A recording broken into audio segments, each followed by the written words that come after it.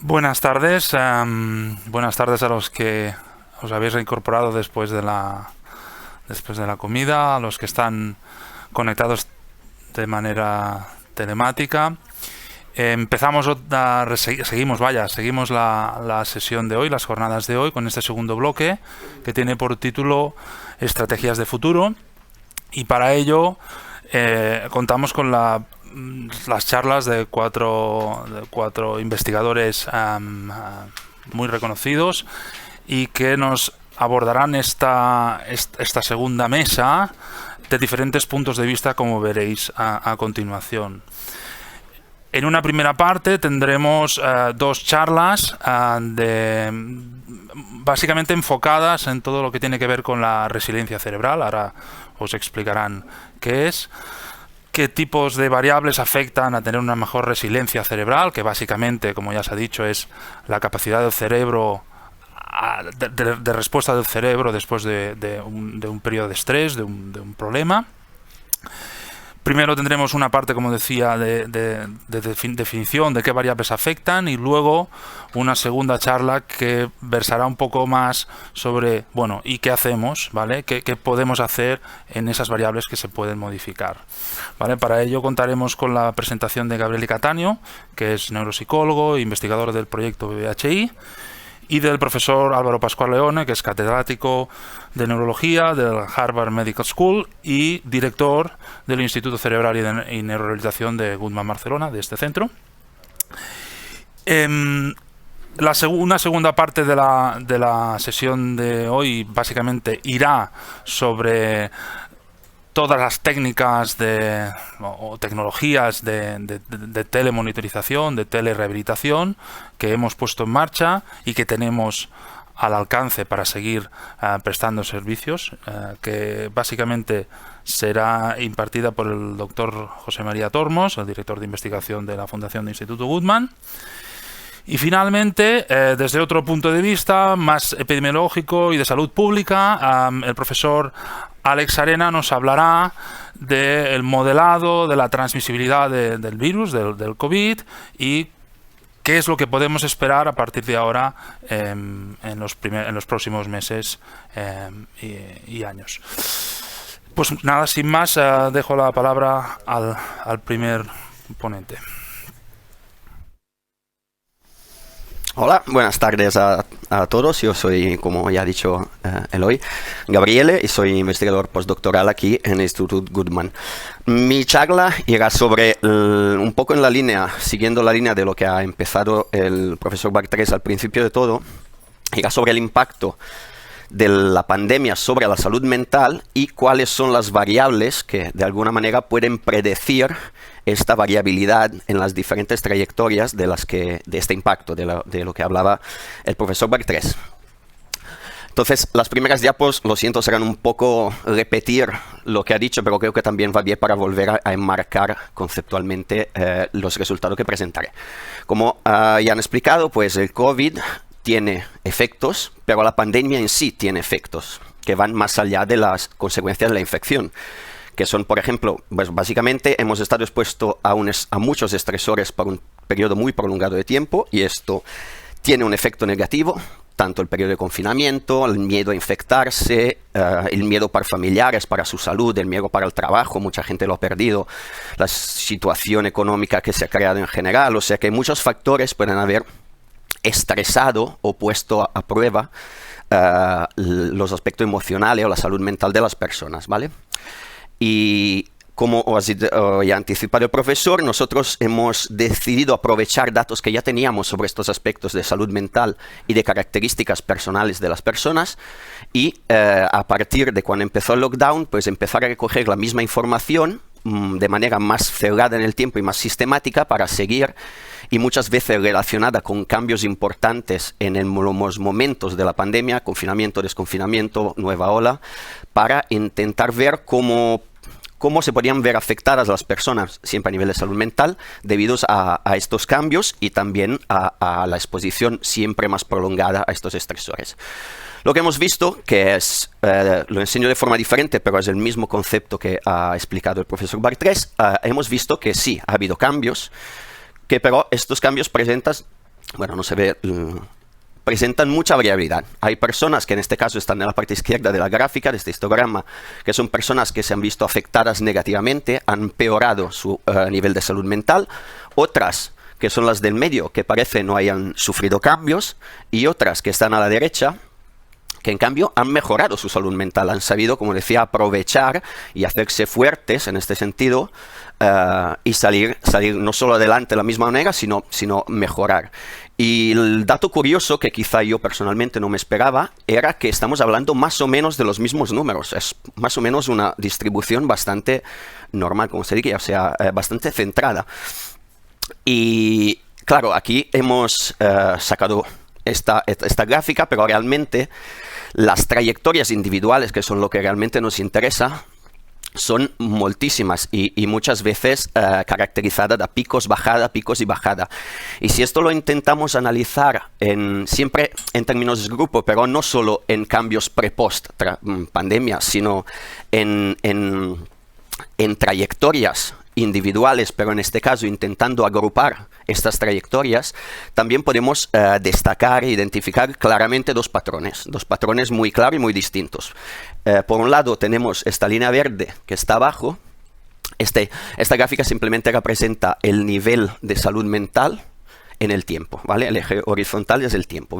Vemos gente que en el tiempo, a lo largo del tiempo, no cambia o cambia hasta en positivo, y también tenemos otra trayectoria muy clara, que es la gente que ha empeorado su estado de salud mental. Y lógicamente, porque creo que esto sí que era de esperar, y de hecho era una de nuestras hipótesis, vemos como estos cambios muchas veces se dan en momentos muy críticos de la pandemia. En marzo vemos que hay una subida enorme un empeoramiento grande en salud mental de este grupo de personas. Y esto evidentemente debido a que se empezara el lockdown, estábamos hablando justo ahora, pues toda la ansia que generaba, el desconocimiento inicial del virus, no sabíamos bien cómo abordar este tema, este problema. Y después, pues ha habido otros cambios, otros picos de subida en octubre o finales de año 2020, que sabemos que era antes de Navidad, empezaba a haber una otra ola, subir el número de casos, ya se hablaba de Navidades confinadas y todo esto.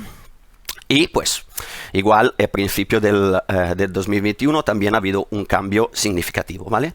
Entonces, claro, el gran reto es entender por qué. Porque hay gente que es capaz de mantenerse y gente que no, ¿vale? Entonces, nosotros en un primer análisis que hicimos fue mirar en el primer periodo, comparar prepandemia, como os ha dicho el profesor Bartres, teníamos datos de 3 años previos recogidos periódicamente, y los primeros meses de pandemia, el lockdown. Y analizando las variables que podían predecir, o mejor, que se podían asociar a estos cambios, hemos visto que había tanto variables ambientales relacionadas, por ejemplo, a la infección, al hecho de haber estado infectado o no, a la salud de los familiares, si habían estado infectados o no, al sentimiento de soledad que habían padecido las personas, su calidad de vida percibida durante el confinamiento, pero también habían otras variables que eran más relacionadas con las personalidades de las personas, variables, constructos más psicológicos, como el hecho de tener estrategias de afrontamiento, sentimientos de optimismo, de intentar ver el lado bueno de la situación que estábamos viviendo, esta perseveración, el hecho de no rendirse delante de las dificultades que a diario estábamos enfrentando, y este sentimiento que decía de crecimiento personal, de poder enfrentar una dificultad, pues utilizarla para mirarnos e intentar pues crecer, ¿vale? Pero claro, esto es muy interesante, pero nosotros, como ya también os ha explicado esta mañana, no solo teníamos datos previos de salud mental, sino que por suerte, si queremos decirlo así, en los años previos a la pandemia, desde un año medio antes hasta pocos días antes del lockdown, las personas han venido, 1000 personas han venido aquí al Instituto Goodman y se han hecho una fenotipificación bastante compleja y exhaustiva, y tenemos datos de resonancia magnética, tenemos datos de actividad eléctrica cerebral, datos cognitivos, etc. Pero en esta presentación me centraré más en este aspecto de cerebro, de sustrato neurobiológico, de la resiliencia.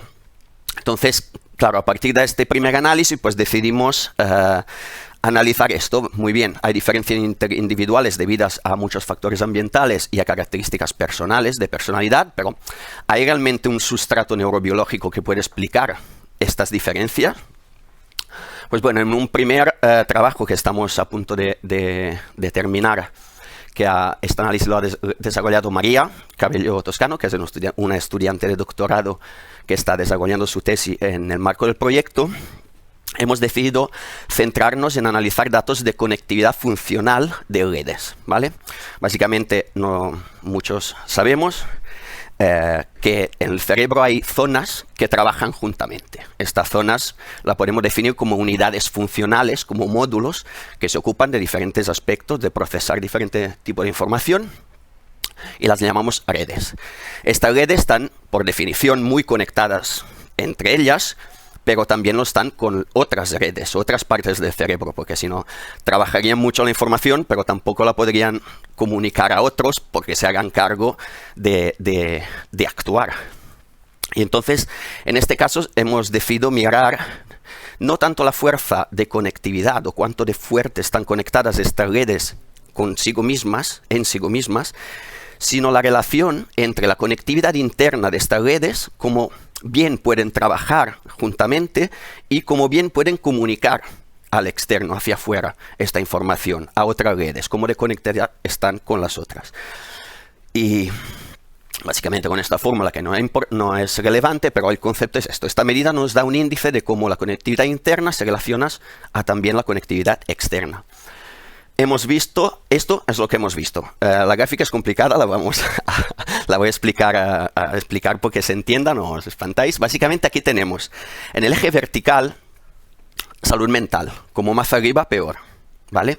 En el eje horizontal tenemos estrategias de coping, estrategias de afrontamientos a situaciones complejas, que un poco se reconduce a lo que he terminado de decir de variables o características más psicológicas individuales.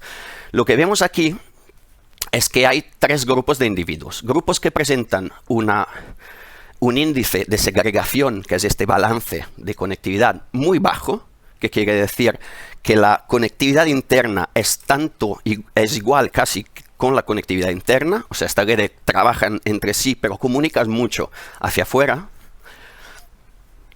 Y en este caso, la red que hemos visto que es determinante es una red de control cognitivo, y la conectividad hacia afuera la tiene con una red que se llama red límbica, que es una red que se encarga de procesar aspectos emocionales, y entonces en este sentido tiene todo el sentido del mundo. Entonces, las personas que son estas, que tienen esta gran capacidad de comunicación entre la red de control y la red límbica que se encarga de procesar emociones, no dependes demasiado de estas estrategias de afrontamiento. Mientras que las personas que tienen una segregación muy alta, o sea, esta red de control está muy cerrada en sí misma y poco comunicativa hacia afuera, en particular hacia la red límbica, dependen mucho de estas estrategias, porque las personas que tienen pocas estrategias de enfrentamiento tienen una salud mental peor o bastante peor que las personas que tienen muchas estrategias. De hecho, las personas con muchas estrategias se ponen al nivel de las otras, ¿vale? O sea, no son dependientes. Dicho en palabras más diferentes, pero es el mismo concepto, y también para ilustrar un poco qué son estas estrategias de afrontamiento, tenemos dos patrones. Un patrón es de redes muy aislada y un patrón es de redes muy comunicativas. En este caso, os decía, las dos en juego son la control y la límbica. Y por esta persona, da un poco igual lo que hagan, serán capaces de mantener su salud mental bien.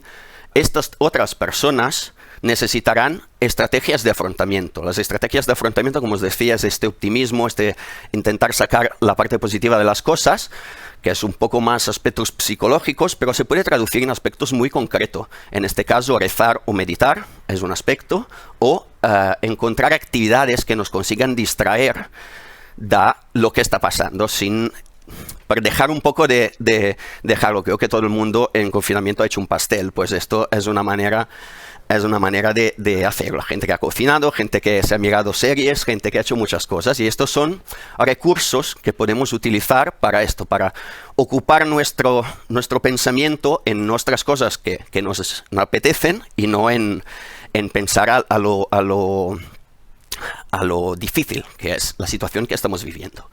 Entonces, vale, en este caso habíamos mirado esta conectividad, pero quisimos a partir de aquí pensar y decir, vale, perfecto, hemos visto que hay redes y conexiones y combinaciones de conexiones entre redes que nos pueden ayudar, pero podemos de otra manera ver si hay zonas específicas que se asocian con resiliencia, y en este caso decidimos aplicar lo que se llama modelo de juguete, que se utiliza mucho en física, que es como decir, simular en laboratorio los mecanismos que tú crees que pueden ser responsables para ver qué pasa, ¿vale? En un ambiente controlado donde puedes registrar todas las variables que tú quieras. En este caso, este es el modelo de juguete, esto es lo que creemos que pasa. Básicamente el COVID o la pandemia actúa como un estresor sobre nuestro cerebro. Esto genera un impacto sobre el cerebro que modifica su actividad, responde y genera un outcome, un efecto, un resultado que puede ser positivo o negativo. Tú puedes empeorar tu salud mental y mostrarte vulnerable, o ser resiliente, mantenerla.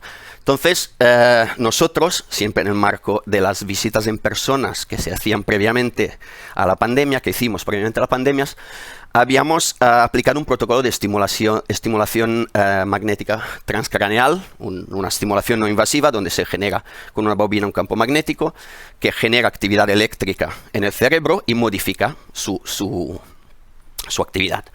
Entonces, hemos dicho, podemos imaginar, hacer un paralelismo a nivel teórico como mínimo y pensar que nuestro pulso, nuestro estímulo en el cerebro es un perturbador, como a nivel conceptual lo es un estresor externo, que es la COVID. Entonces, vemos cómo responde el cerebro, porque hemos registrado la actividad eléctrica del cerebro después de esta perturbación, después de molestar un poco la actividad del cerebro.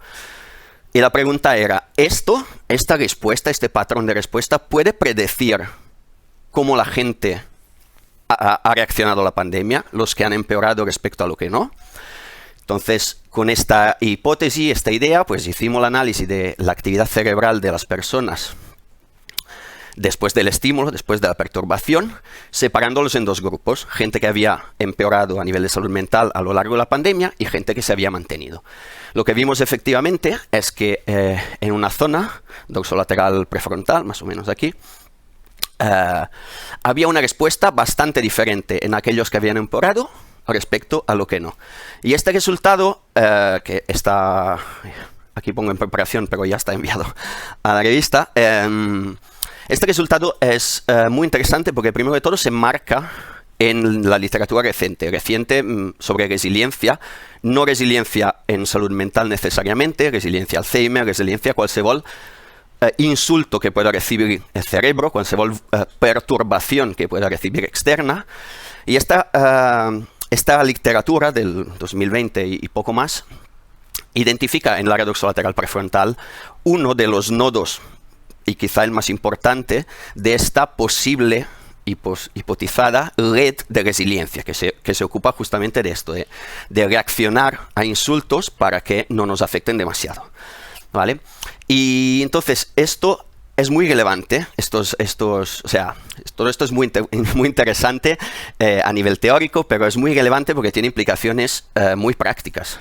Porque hemos dicho, para resumir un poco mi charla, los estresores, en este caso la pandemia, impactan salud mental. No todo el mundo igual. Hay gente que sí, hay gente que no.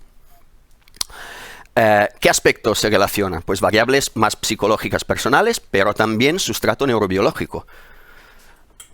Y entonces tú dices, ¿qué podemos hacer? Bueno, podemos hacer muchísimo, porque de hecho podemos impactar en ambas cosas. Porque por un lado podemos, a través de meditación, como os decía, o otras terapias más de carácter psicológico, mejorar nuestra capacidad de gestionar situaciones complicadas, estresores, y tener más recursos. Pero por otro lado, la actividad de las redes y de las áreas que hemos identificado como posiblemente relacionadas con resiliencia, se puede cambiar. Pueden ser target de dianas de modulación de actividad neural o de actividad de estas redes que se puede hacer a través con la estimulación no invasiva, tanto con la TMS, en este caso, la magnética, como eléctrica. Pero aquí me paro yo, porque creo que de esto va a hablar el doctor Pasquale Leone, que es experto y reconocido mundialmente justamente por esto. Y pues muchísimas gracias por vuestra atención y buenas tardes. Pues muy buenas tardes a todos los que estáis aquí y los que están viéndonos remotamente. Y voy a seguir con el tema que nos estaba contando Gabriele, intentar desarrollar un poco más las ideas que en su aplicación práctica que él nos mostraba. O sea, el tema va de cómo optimar la resiliencia cerebral para prevenir las consecuencias negativas de lesiones imprevisibles o insultos imprevisibles al cerebro con el COVID, pero también quizá de cosas más previsibles, como que te vayan a operar de una cirugía la semana que viene. Entonces, la idea, para resumir lo que hemos estado aprendiendo esta mañana y lo que todos hemos estado aprendiendo a lo largo de los últimos año y medio, es que este virus puede causar daño en el cerebro, daño a la persona, por infección o por el miedo que tengamos a ser infectados. Puede tener un impacto biológico, pero además tiene un impacto psicológico y además tiene un impacto social que a la vez puede impactar a la persona. Aparte de eso, estamos estresados, por lo menos yo lo he estado, no solamente en relación con las posibles complicaciones del virus y la pandemia, sino de las posibles complicaciones del tratamiento que te quieren hacer, o de las vacunas y cuánto están estudiadas. Es un gran experimento de la humanidad todo esto. Si pones todo eso junto, podríamos decir esto, como hemos estado hablando y como ya nos decía al principio el doctor Bartrés, es un gran estresante, un gran insulto al sistema nervioso. Eso puede dar lugar a una enfermedad. Y normalmente, si da lugar a una enfermedad, puede o puede no dar lugar a síntomas. Y los síntomas pueden ser variables, como hemos oído a lo largo de la mañana. Y el planteamiento médico general, con éxito y apropiado, es esperar a que se desarrollen los síntomas, llegar a un diagnóstico, y muchos de nosotros han tenido PCRs más de los que jamás pensamos que nos harían, y poner en marcha un tratamiento. El tratamiento, para ser realmente exitoso, de forma ideal, como decía la doctora Bernabeu, debería ser dirigido a la alteración patofisiológica que subyace a los síntomas de la persona. Y ahí tenemos lagunas de conocimiento, pero oportunidades de aprender.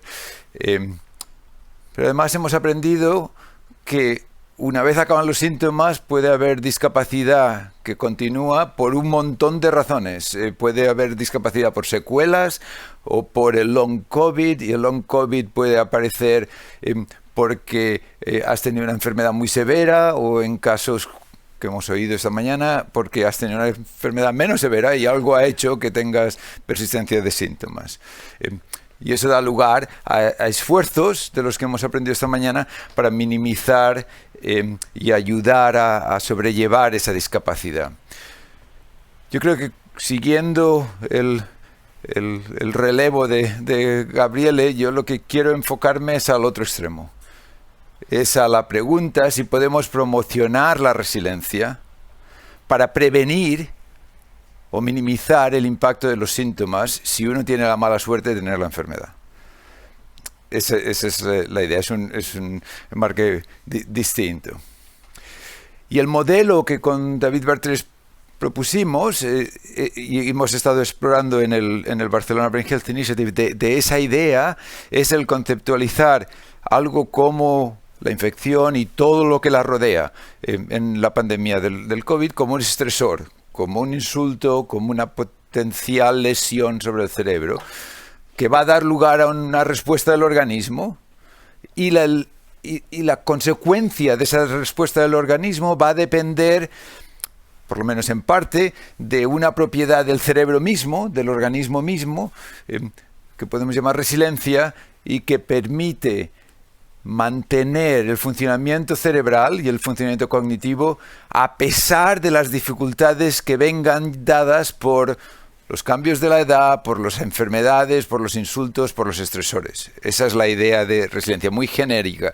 Y si piensas un poquito en ella, lo cual David y yo intentamos hacer con el consejo de muchos, entonces te das cuenta que puedes pensar teóricamente en un montón de mecanismos que no sabemos hasta qué punto realmente biológicamente son ciertos o no, pero que pueden dar lugar a ese concepto de resiliencia y que van desde tienes el virus, estás expuesto a él, pero nunca te da la infección, tienes una resistencia al insulto, hasta en el otro extremo tienes una preparación psicológica tal que llevas una vida de tal manera que te enfrentas a la situación dada y tienes recursos previos que te hacen un poco inmune, resiliente a la enfermedad. O sea, hay todo un rango de 10 mecanismos, pensamos nosotros, que pueden identificar distintos aspectos.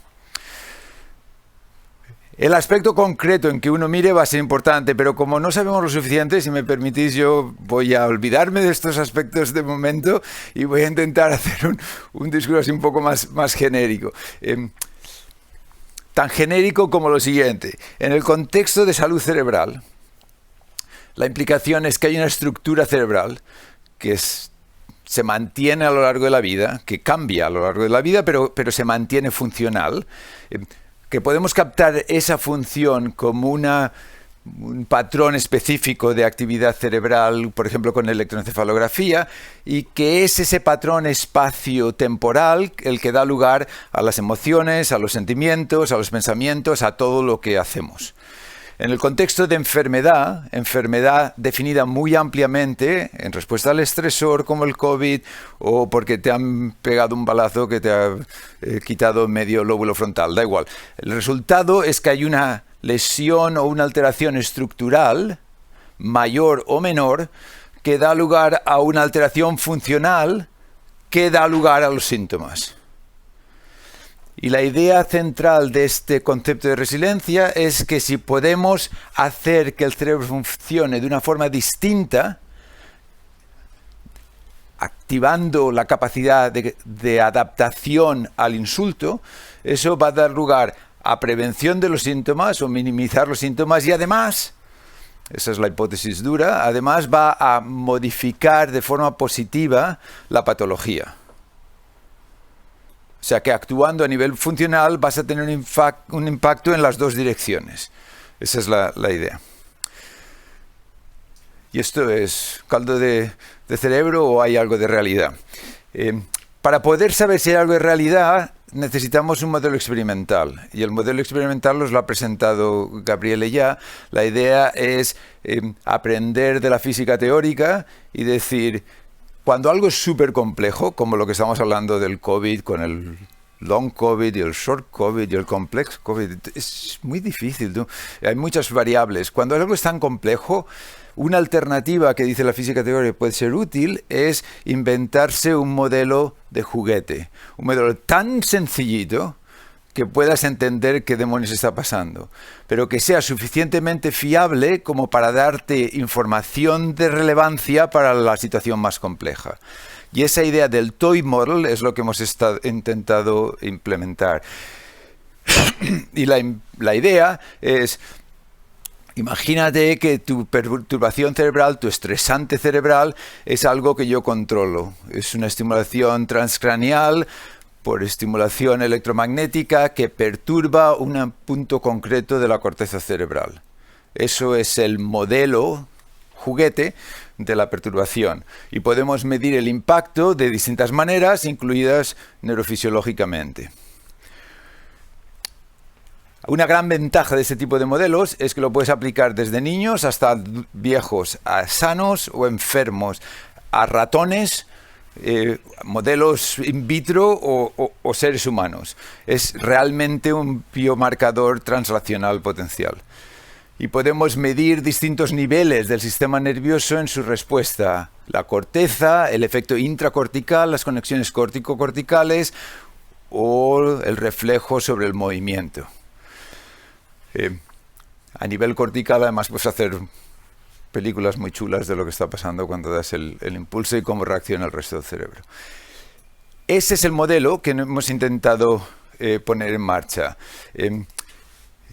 Y para ilustrar lo que puede uno sacar de ese modelo, dejarme que os presente un caso clínico concreto de un niño con un cuadro clínico muy complicado, no en respuesta, no post-COVID, sino post otra infección viral, pero creo que sirve de ilustración del principio. Es un niño que se presenta con compulsiones, con ideas obsesivas, con impulsividad, con alteración motora, con hipersensibilidad táctil y auditiva, con mucha labilidad emocional, no con historia previa de trastorno obsesivo compulsivo, y donde uno puede construir una hipótesis de decir estos síntomas están relacionados con alteraciones de circuitos corticales concretos, córtico-subcorticales concretos que sabemos, que conocemos.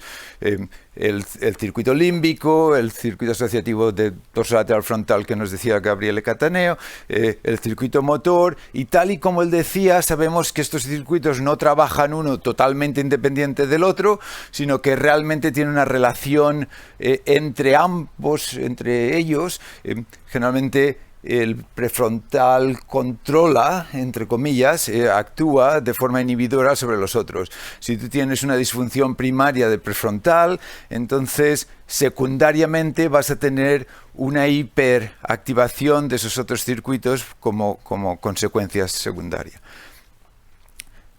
El modelo, este juguete, nos permite ver si en esta persona hay un correlato neurofisiológico identificable consistente con esa teoría.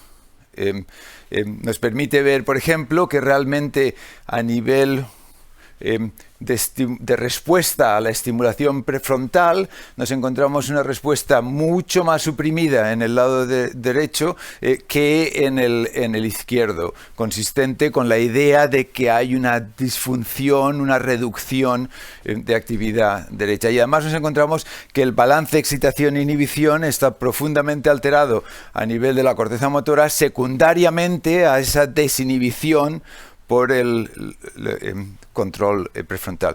Y esto, que a la postre es el subyacente patofisiológico de ese cuadro tan complejo del niño en cuestión, nos permite guiar un tratamiento terapéutico. Nos permite decir, si yo cojo y normalizo esa alteración de excitabilidad cortical, a lo mejor mejoran los síntomas. Y tal y como decía Gabriele Cataneo, usando otra técnica distinta de estimulación no invasiva, por estimulación transcranial, con 5 sesiones nada más, uno puede pasar de una situación tremendamente anormal a una situación por lo menos bastante más normal. No es perfecta y son solo 5 sesiones, pero es bastante más normal. Podemos realmente afectar esa disfunción y dar lugar a una posibilidad terapéutica muy personalizada, muy precisa y muy guiada por la patofisiología. Ahora, esto es así aplicable a long COVID, es así aplicable a otras situaciones de estrés. Os vuelvo a recordar el modelo. El modelo es que tu cerebro, a lo mejor podemos caracterizar la capacidad de resiliencia que tiene antes de que recibas el potencial insulto. El potencial insulto en este caso es que aparece la pandemia, años después.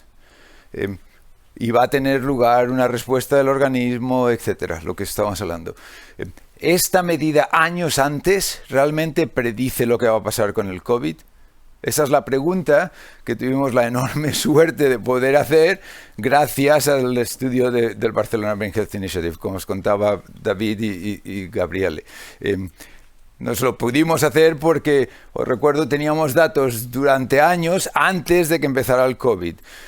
Y en estos datos incluíamos esas medidas, no pensando en un modelo juguete, para decir verdad, ojalá hubiéramos sido tan listos, sino simplemente porque pensábamos que podrían ser medidas interesantes de salud cerebral, para entender la salud cerebral. Esto lo habéis visto en distintas formas, la gente alguna mejora, otras empeora, y esto es justo lo que os decía Lele. Yo he puesto el mismo gráfico pero al revés, con lo cual aquí están resilientes y aquí están vulnerables, pero da igual, la idea es básicamente que tenemos dos subgrupos de gente con distinta respuesta.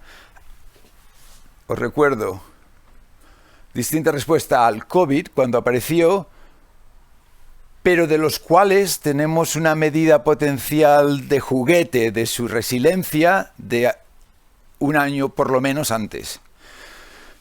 Y tal y como decía, os mostraba Gabriele, resulta que esa medida permite predecir, entre comillas, pues no es un estudio diseñado para predecir, pero nos permite separar, basados en esa consecuencia subsiguiente del COVID, y demostrar que aquellos que posteriormente se demostraron que eran resilientes tenían una respuesta totalmente distinta a aquellos que posteriormente resultaron ser vulnerables.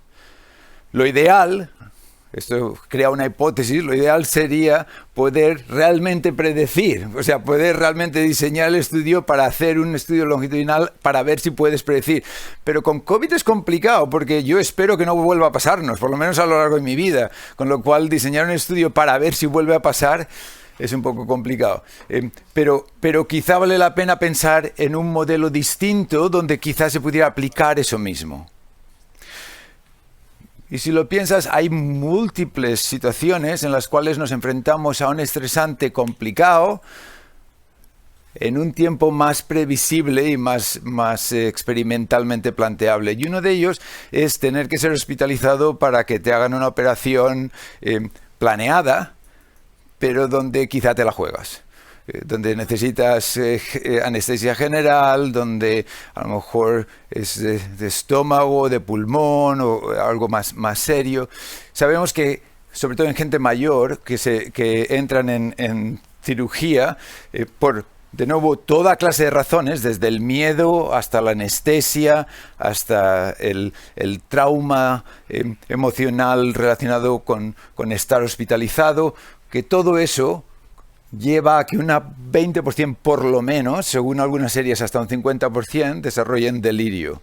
El delirio es lo que aprendíamos esta mañana, no se ha visto realmente en el contexto de COVID como una consecuencia obvia, pero en la cirugía es por lo menos un 20%, y de esos que desarrollan delirio, por lo menos un 80% tienen trastornos cognitivos duraderos. No es un problema liviano, es una consecuencia muy seria del contexto de la cirugía. Y sabemos que, igual que nos contaba Gabriele en relación con las consecuencias de COVID a nivel de salud mental, años de educación, función cognitiva inicial, duración del insulto, todo eso son factores predictivos de riesgo. Nosotros la pregunta que hicimos es si además esa misma medida que os acabo de mostrar de resiliencia pudiera ser un factor predictivo de riesgo. O sea, la idea es, hacemos esa misma medida de juguete que os he mostrado aquí una semana antes de que hagan la cirugía, hacen la cirugía, va a haber toda esa respuesta y podemos preguntarnos si esta respuesta predice o no el riesgo de delirio. Y eso es lo que es parte de lo que estamos haciendo dentro de ese estudio de Sharon Inoue. Y estos son resultados súper recientes, o sea, no publicados todavía. El estudio está en marcha, ahora hay 73 enfermos hechos, en aquel momento había 19. Y lo que veis es que de los 19, 17 no tuvieron delirio y 2 sí. Y esos 2 muestran exactamente lo mismo que os mostraba Rubén, aquí sin tanta elegancia como Rubén lo muestra sobre el cerebro, pero ilustrando el hecho de que el nivel basal de reactividad cortical está fuera del rango, entre comillas, normal, y el sistema tiene una respuesta a la perturbación fuera del rango normal. O sea, la respuesta de juguete a la perturbación de la estimulación predice, o por lo menos está asociada con, la presencia luego de delirio o no delirio. Pero fijaros que en ese contexto, como ahí sí sabemos cuándo va a venir el insulto, cuándo van a ser hospitalizados, nos permite plantear algo bastante interesante, yo creo, que es coger y decir, esto sabemos que tiene relación con ese outcome subsiguiente, pero como aquí tenemos un tiempo, 1 semana, 2 semanas, hasta que va a llegar el estresor, podemos plantear la experimentación de intervenciones, como anunciaba Gabriele, para ver si podemos, a pesar de este resultado, prevenir el desenlace. O sea, ¿podemos coger a alguien que sería vulnerable y hacerlo resistente? Suena un poco a ciencia ficción, ¿no? Porque generalmente pensamos que hay gente que es, no que está, que es resiliente y hay gente que no lo es. Y pensamos que si algo tiene importancia es cómo te cuidaron tus padres. Y eso es cierto. Pero la dinámica plástica del sistema nervioso sugiere que puede ser cierto y no lo único que es cierto. Que puede ser cierto, pero que a pesar de eso pudieras poder intervenir. Y el caso clínico del chaval que os mostraba, creo que ilustra eso. Ilustra la posibilidad de poder modificar conexiones incluso cuando, entre comillas, están fijas y dando lugar a una patología. Nunca la están. Entonces, la idea, volviendo a esto, es que si identificamos el circuito, como os mostraba, podemos intervenir y modificarlo. Y ese es el estudio que estamos ahora intentando hacer con ayuda de Agur y esperamos que con la Caixa, para intentar ver si realmente podemos hacer gente potencialmente vulnerable más resiliente al insulto, que a la postre forma parte de la vida para muchos de nosotros. Yo creo que lo que es interesante de eso, por lo menos para mí, es que ilustra el hecho de que las perturbaciones controladas, por ejemplo con la estimulación, pueden realmente ser un modelo de juguete útil para predecir situaciones muy, muy complejas. Eso es lo primero. Lo segundo es que nos da una ventana de oportunidad de intervención y un sustrato patofisiológico de intervención.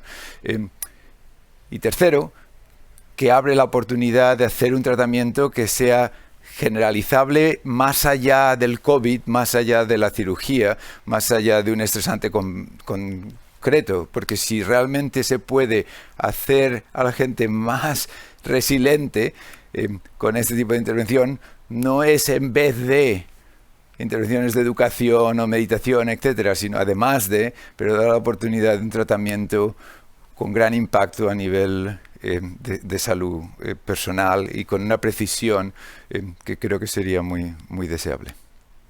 Gracias.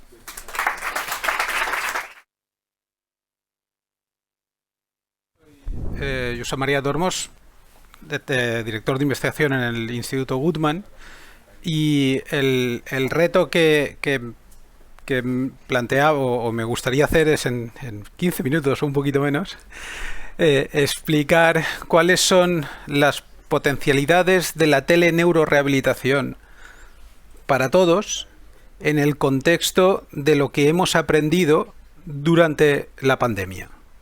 Y como hablaban de resiliencia, pues no tanto desde la perspectiva neurobiológica, sino desde la perspectiva de aprender a hacer las cosas de una manera distinta y sacarle el beneficio, ¿no? Entonces, para hacer esto, a mí hay una cosa que siempre me resulta inspiradora, ¿no? Y es que cuando hablamos de telemedicina, yo siempre pienso, es medicina a distancia. ¿Y qué es la medicina? Pues la medicina, como decían los clásicos, es el vir bonus medendi peritus. ¿Qué significa eso? Pues significa que es una persona que es buena, predispuesta a ayudar, que sabe y que ayuda al que tiene un problema. Y eso es medicina, eso es terapia, eso es lo que intentamos hacer los terapeutas. Y eso es particularmente necesario en contextos de crisis, ¿vale? Y los chinos, en la cultura china, la crisis tiene dos acepciones: peligro y oportunidad. Y cuando hablamos de tecnología, la tecnología también tiene dos acepciones. Vemos muchas veces la tecnología como una oportunidad, pero como buenos gatos escaldados, la vemos también como un peligro, como una amenaza. Ostras, esto sería muy chulo cuando funcione, pero hasta que funcione... Y entonces muchas veces hay una cierta resistencia a cambiar la manera en que hacemos. ¿Por qué? Porque siempre se ha hecho así. Entonces, el reto o parte de la historia es ilustrar cómo la telemedicina nos ha ayudado a aportar soluciones en un momento de crisis y también destacar oportunidades derivadas de esta experiencia en forma, como decía, de un aprendizaje para afrontar retos que son reales. Es decir, la Organización Mundial de la Salud, además de la preocupación por las pandemias y todo esto, antes de comenzar la crisis de COVID, planteaba que el gran reto de la próxima década es que todas las personas que necesiten rehabilitación tengan acceso a ello. Porque o reducimos el impacto de la discapacidad o el sistema sanitario se va a volver a ver colapsado y desbordado. Entonces yo lo voy a hacer intentando explicar tres historias, ¿vale? Una sobre el entrenamiento cognitivo durante el confinamiento, la otra, el programa de rehabilitación de secuelas post-COVID y las consecuencias de esto, ¿vale? En el primero de los casos es una historia que empieza en el 15 de marzo del 2020 y que lo que yo voy a contar se extiende hasta el 1 de junio, en un trocito de tiempo, ¿no? Empieza el estado de alarma y básicamente nos encontramos en un escenario con dos mensajes muy claritos. Yo me quedo en casa, es decir, no salgan, y tranquilos que todo va a salir bien. Como eslogan estaba bien, ¿vale? Pero ya hemos visto el impacto que este periodo, ya no la enfermedad, sino el confinamiento ha tenido en la sociedad, ¿no? Y yo creo que todavía está teniendo. Entonces, a nosotros nos planteábamos y veníamos también, pues el estudio de salud cerebral, todo esto, es decir, creemos que podemos intervenir en la red neural para potenciar o minimizar, es decir, poner al cerebro, en lugar de estar continuamente pensando en preocupaciones, en rumiaciones, en algo que sea útil, como decía Gabriele, aumentar esa conectividad local y general. Y entonces dijimos, bueno, ¿y qué podemos? Pues hombre, de esto, de entrenamiento cognitivo tenemos un cierto background. Es decir, en el 2010 empezamos a hacer telerehabilitación cognitiva. La realidad es que ahora hay más de 13.000 personas que se han beneficiado de esto, y si estas tareas le ayudan a personas con daño cerebral, pues posiblemente también ayuden a mantener un poquito activo al cerebro que no tiene un daño cerebral. Pero el problema que teníamos es que esto estaba diseñado para hacer intervenciones clínicas. ¿Cómo lo abres a la población? ¿Vale? Y entonces ese es el reto que asumimos en el 15 de marzo, y entonces pues a través del Werby, ahora ya no nos acordemos de él porque el Teams y el Zoom han predominado, pero y en colaboración con ICA, que era la empresa con la que habíamos desarrollado el sistema, empezamos a plantear cómo hacemos eso. Y en 3 semanas lanzamos lo que era el OpenGNPT, que era un sistema en el que tú te podías dar de alta, podías elegir una serie de ejercicios de entrenamiento que habíamos optimizado para que fueran más lúdicos, ¿vale? Tú podías elegir a qué nivel empezabas, hacías la tarea, te daba el resultado, ¿vale? Y desde el lanzamiento hasta el inicio de la desescalada, a principios de mayo, pues se hicieron un promedio de unas 2.000 ejecuciones de tareas diarias. Tú dices, caramba, ¿no? Y nosotros, la verdad es que tampoco nos lo esperábamos. Pero luego vimos que en el día del lanzamiento, ¿vale? Al día siguiente se habían dado de alta 400 personas, pero es que al inicio de la desescalada habían casi 3.000 personas que estaban utilizando el sistema o que se habían dado de alta, ¿vale? Y después, durante el resto del tiempo, pues el promedio de tareas pues también bajó, también la gente hacía más cosas, estaba menos confinada, ¿no? ¿vale? Al final eran 3.000 y pico personas que se habían registrado. Lo curioso también de todo esto es que no solo se lo utilizaron en España, sino que básicamente lo utilizaron más o menos, sobre todo en España, pero lo utilizaron casi en todo el mundo, ¿vale? Y aunque realmente donde más se utilizó fue en el entorno de Cataluña y donde más conocen Goodman y donde más pudimos hacer difusión, pero fue una utilización bastante amplia, ¿no? Bien, esta era una historia. Y tendrá consecuencias, ¿vale? Y luego estaba el programa de rehabilitación de secuelas post-COVID. Y nos encontrábamos ante personas que tenían un problema, nosotros sabíamos lo que sabíamos y, como decía Narda, nos dimos cuenta que no sabíamos suficiente, pero queríamos ayudarles. Y claro, esto lo teníamos que montar en un contexto donde los pacientes no podían venir al hospital, porque si no era por una emergencia se quedaban en casa. Y además había que hacerlo con la distancia de seguridad. Y el planteamiento es esto: telemedicina, telerehabilitación. Y la pregunta ¿es posible implementar un programa de este tipo en unas semanas? Si llevábamos décadas de proyectos de investigación en teleneurorehabilitación y parece que no es posible. Bueno, pues era posible, ¿vale?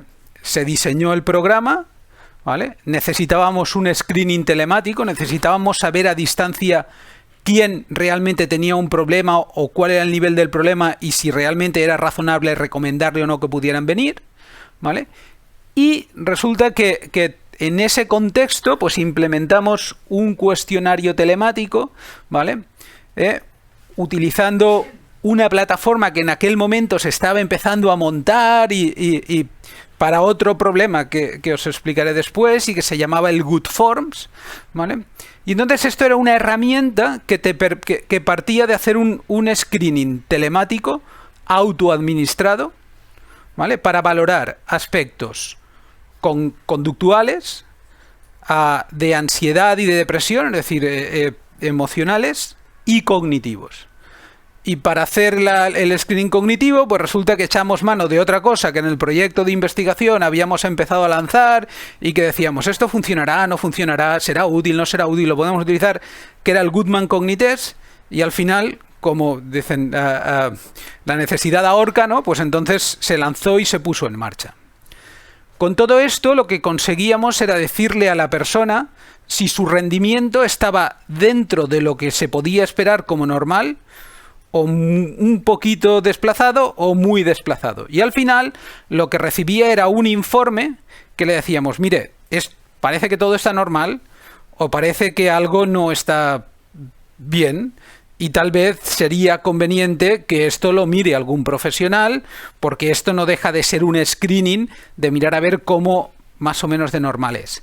Y entonces esto se seguía de una evaluación médica y neuropsicológica telemática que se hacía inicialmente, ¿vale? A veces, si era necesario, se podía recurrir a la presencial y en función de esa anamnesis, de esa exploración, se planteaban una serie de intervenciones. Y las intervenciones también tenían que ser telemáticas.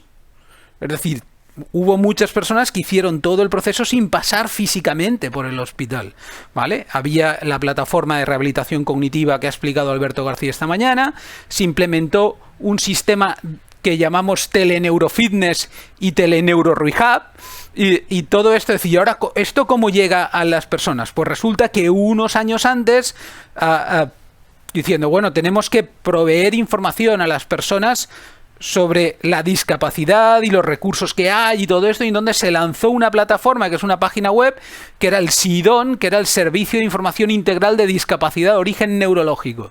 Y resulta que es aquí donde acabó colgando todos los vídeos de rehabilitación, donde el profesional podía pautar y el paciente podía ir a acceder al vídeo y ejecutarlo, ¿vale? Se implementó también tratamiento de logopedia telemático, ¿vale? Y al final se hacía una evaluación médica y neuropsicológica y se miraba a ver si el problema estaba resuelto, qué problemas habían, etcétera, ¿vale? Y se cerraba el proceso, ¿vale? Bueno, pues parece ser que pese a lo poco exitosos que habían sido los proyectos de investigación, sí que era posible realmente implementar este sistema, ¿no? ¿Vale? Y para mí lo que es importante de todo esto, desde un punto de vista de los pacientes y de las personas que tienen el problema y de los que queremos ayudarles, ¿vale? Es que de aquí se derivan una serie de consecuencias. La primera, por ejemplo, conseguimos implementar el cuestionario de screening y el cuestionario telemático gracias a una herramienta que estábamos implementando que era GoodForms. ¿Qué era GoodForms? Uno de los programas que yo creo que tienen más valor de Goodman es el programa de evaluación integral periódica. Es decir, cuando el paciente se da de alta, cada año y medio, 2 años, vienen a ver cómo funcionan con su discapacidad. Y es una evaluación que se viene haciendo desde hace muchísimos años, ¿vale? Y que es una evaluación interdisciplinar. ¿Vale? Al paciente lo ve el médico, el terapeuta ocupacional, el fisioterapeuta, el psicólogo, el neuropsicólogo, el trabajador social, y se abordan todos los problemas. Y esto implica que viene la persona, se pasa 2 horas haciendo cuestionarios, el profesional tiene que rellenar o tiene que estudiar los cuestionarios, cuesta tiempo, pero es útil, ¿vale? Es útil. Pero claro, en el contexto de la pandemia otra vez teníamos el mismo problema de la imposibilidad de desplazarnos y decir, bueno, como esto es una revisión lo podemos aplazar, o no. O lo haces telemáticamente, mandas el mensaje a través de un SMS, ¿vale? Con esto te da un cuestionario que tú rellenas en el móvil, todo esto va a una base de datos y el se corrige automáticamente y el profesional tiene en la pantalla todos los datos de la información que le ha dado el paciente, ¿vale? Y esto que se empezó a hacer en la pandemia, ahora se continúa haciendo igual, porque te da muchísima más eficiencia, es decir, desde el 20 de julio que empezó esto, ya se han hecho 2.181 utilizaciones, ¿vale? Se utiliza para 7 revisiones al día.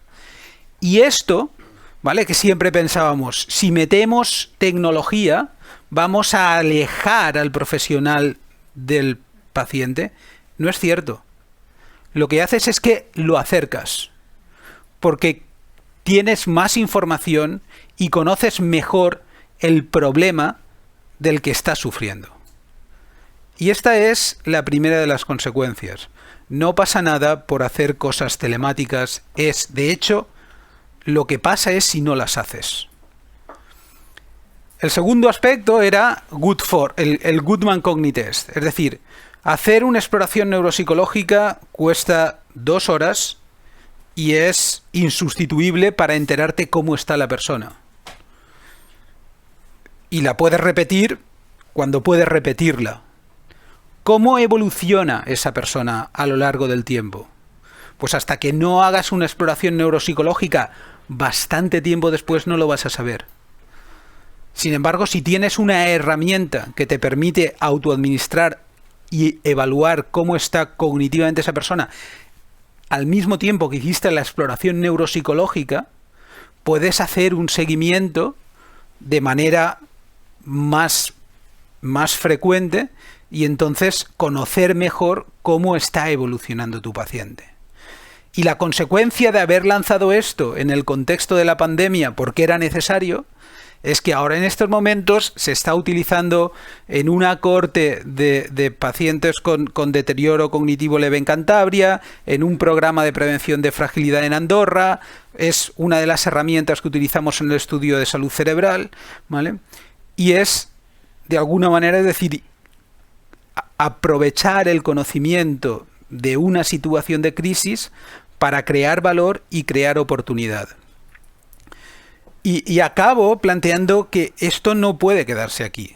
Es decir, nuestro desafío es que es posible incorporar más tecnología para hacer que la rehabilitación pueda ser más intensiva, que pueda hacerse de manera más accesible, por ejemplo, mediante tecnologías de realidad virtual, ¿vale?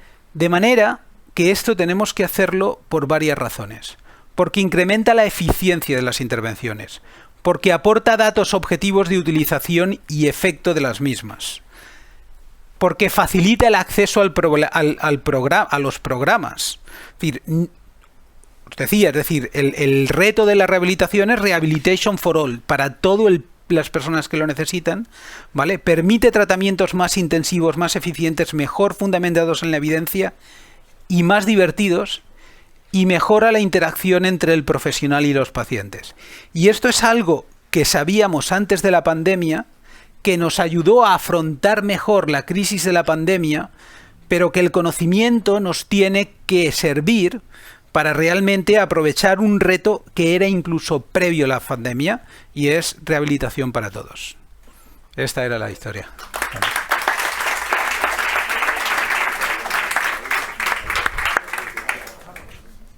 Buenas tardes, muchísimas gracias al Instituto por invitarme a dar esta charla. Ha sido un placer, me lo he pasado muy bien y he aprendido mucho. Y eso a mí me gusta. Hemos visto muchas cosas de COVID persistente o long COVID.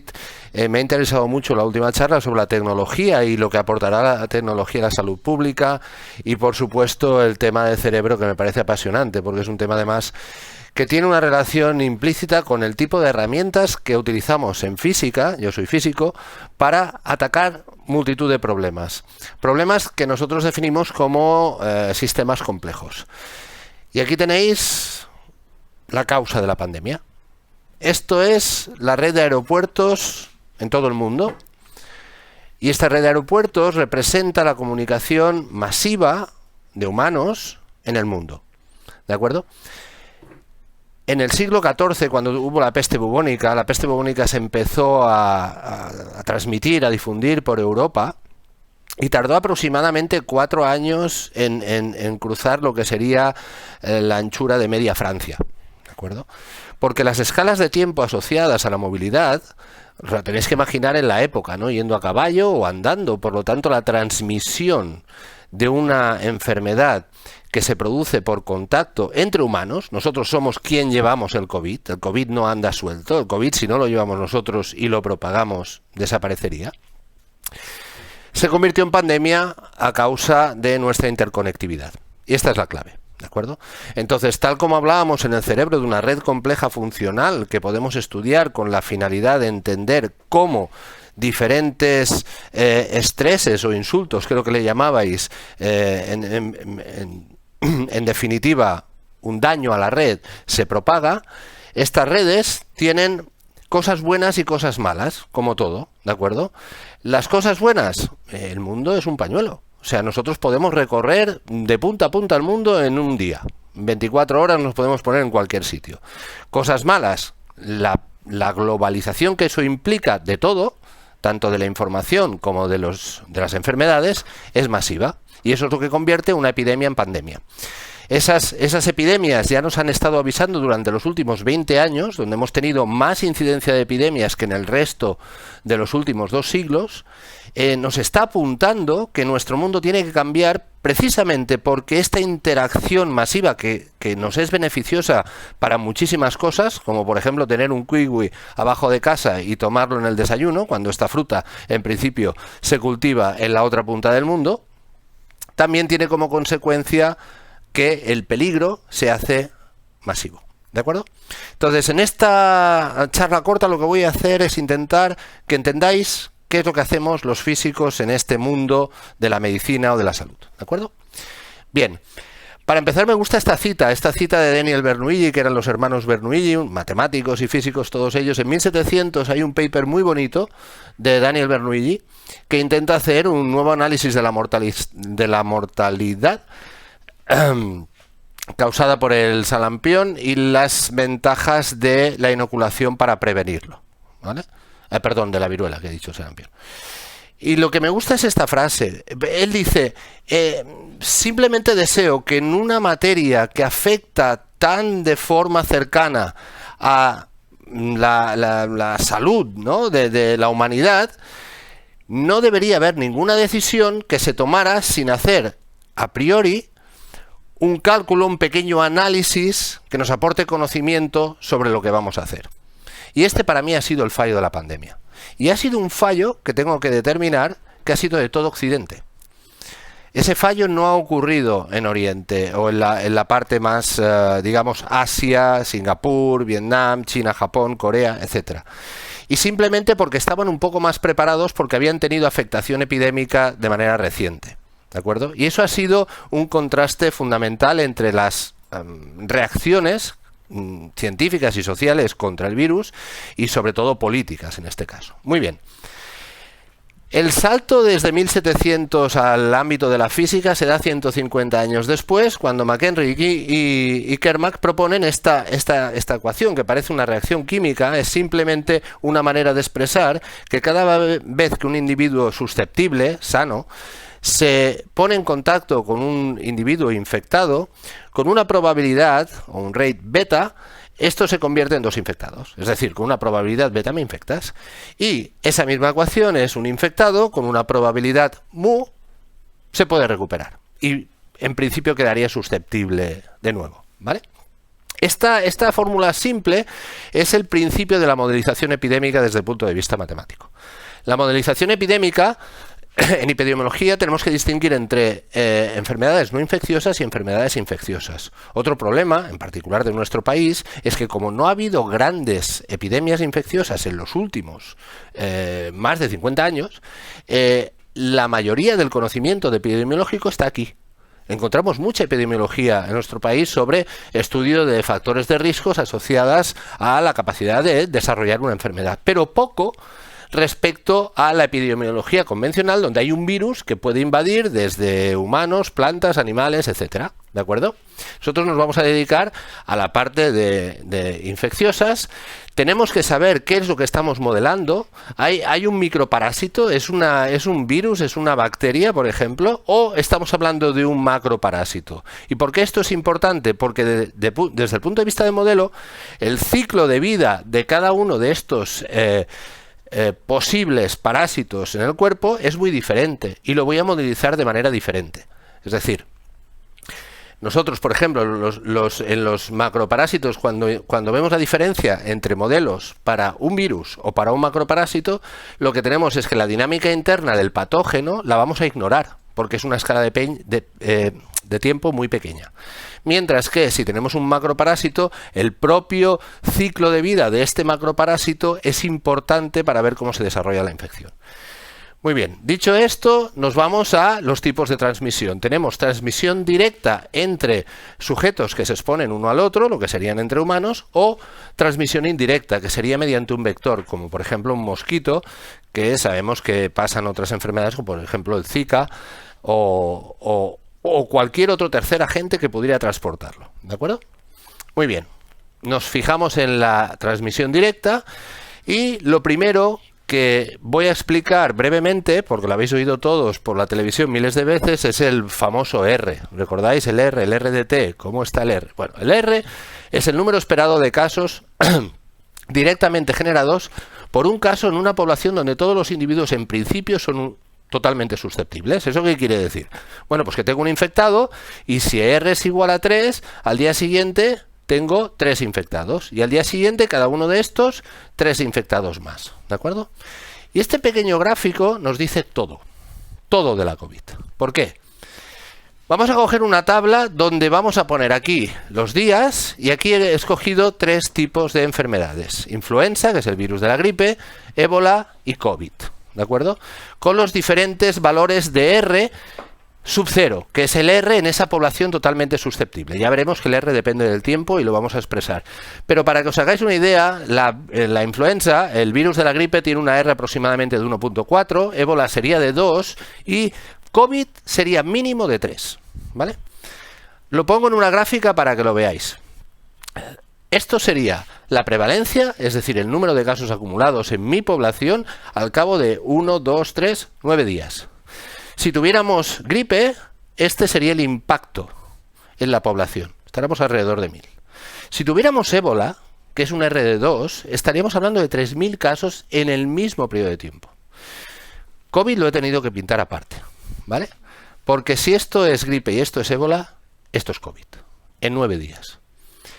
Todo el problema del COVID lo sabíamos perfectamente en el momento que supimos cuál era el R0 que nos vino del Diamond Princess. ¿Recordáis el barco este en Japón? que funcionó como de pequeño laboratorio, porque había una infección en el que se hizo una cuarentena y se controlaba cómo esa infección en el barco iba progresando. Y ahí vimos muchas cosas. En principio, el valor de R inicial dentro del barco, que era de 11, imaginaros 11, esto es 3, ¿vale? ¿Y esto qué quiere decir? Esto quiere decir que estábamos absolutamente, ¿cómo os diría?, en pelotas delante de esta enfermedad. ¿Por qué? Porque no hay sistema posible que pueda aguantar la sincronización de este número de pacientes. Ya está. El sistema iba a petar, sí o sí. No había manera, pero el nuestro y cualquiera del mundo que no hubiera tomado medidas anticipadas para ese crecimiento exponencial que teníamos. Bien. Si uno coge y hace un pequeño cálculo de física elemental, le sale rápidamente que puede expresar el número básico de reproducción como esta formulita. Y esta formulita tiene 4 letras, que voy a explicar, ¿vale? Estas 4 letras, la primera es tau, ¿no?, que es la ventana de tiempo en la que dura el periodo infeccioso. ¿De acuerdo? El tiempo que estaría, desde que yo me infecto, empiezo a infectar a gente, ¿cuánto duro? ¿3 días estoy infectando? ¿O 5? ¿7? Eso es. Beta es la probabilidad de infección por contacto. ¿Cuál es la probabilidad de que si yo me encuentro con alguien, lo pueda infectar? ¿De acuerdo? Y esa estimación depende del virus o de la protección que nosotros tengamos respecto a ese virus. El tercer parámetro es muy relevante y es el número medio de contactos por unidad de tiempo, ¿vale? Nosotros somos una red, igual que la red del cerebro, igual que os he expresado la red de aeropuertos, entre nosotros, entre las personas, tenemos una red de amistad y de contactos, ¿de acuerdo? Y ese valor es el número promedio de contactos que nosotros tenemos durante una unidad de tiempo, que puede ser, por ejemplo, un día. Y por último tenemos ese factor Rho sub S, que simplemente es la fracción de individuos susceptibles que hay en la población. Al principio todo el mundo es susceptible, pero conforme se van infectando, se van quemando etapas del pool de susceptibles y cada vez es más pequeño. Eso hace que al final, eso que habéis oído tantas veces de la inmunidad de rebaño, sea cierto. Es decir, cuando no queda más gente por infectar, esto tiene que bajar sí o sí, porque no queda más leña por quemar, no sé cómo decirlo. Bien, por tanto, controlar una epidemia es reducir este valor multiplicativo de cuántos tendré a partir de un caso por debajo de 1. Por tanto, tengo que hacer que el producto de estas 4 cosas sea menor que 1. Vamos a analizar cada uno y ver qué podemos hacer. Para reducir el tiempo, lo que tenemos que hacer es detectar de manera muy temprana y aislar. Eso es el aislamiento. ¿Vale? Detecto el infectado y lo digo, métete en casa. ¿Por qué? Porque lo que estoy haciendo es acortar el tiempo de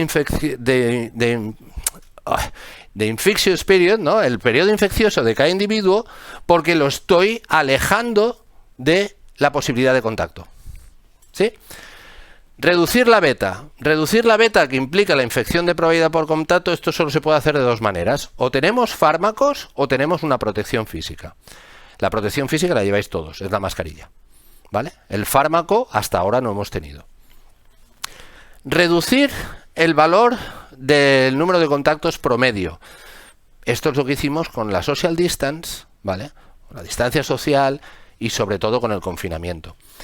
Esta K la podemos calcular y es cuál es la cantidad de contactos promedio que tiene una sociedad. Existe un paper muy bonito de PLOS Computational Biology que hace este análisis para 118 países.